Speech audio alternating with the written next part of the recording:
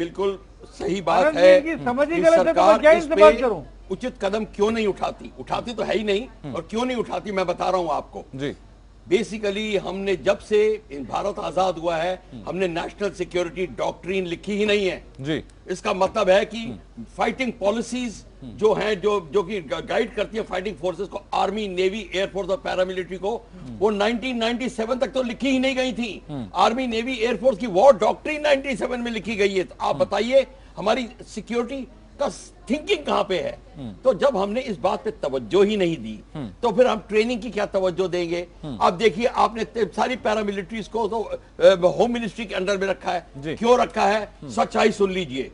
किसी ने 1955 में गवर्नमेंट को डरा दिया था कि फौज बड़ी तगड़ी हो रही है, ओवरथ्रो कर देगी, कूटीटा हो जाएगा, आप अपनी पैरामिलिट्री फोर्सेस खड़ी करनी शुरू कर दीजिए ताकि इनका आप सामना कर सकें।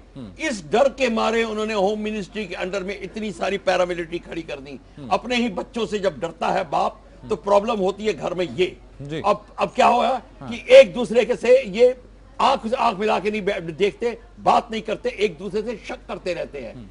2012 में आप टेलीविजन में सबने उछाला था कि कूडीटा करने के लिए एक आर्मी की जत्था आगरे से आ रहा था, एक यहां से सिरसा से आ रहा था, फिर अभी वेस्ट बंगाल में भी वही हुआ एग्जैक्टली। ये जब तक खत्म नहीं होगी और आप अपनी नीतियां नहीं करेक्ट करेंगे, स्टेट डॉक्ट्रिन नहीं लिखेंगे कि आर्मी का क्या रोल है, पैरामिलिट्री का क्या रोल है, और जब आप पैरामिलिट्री को आर्मी का काम करा रहे हैं तो उसको अलग क्यों रखा है?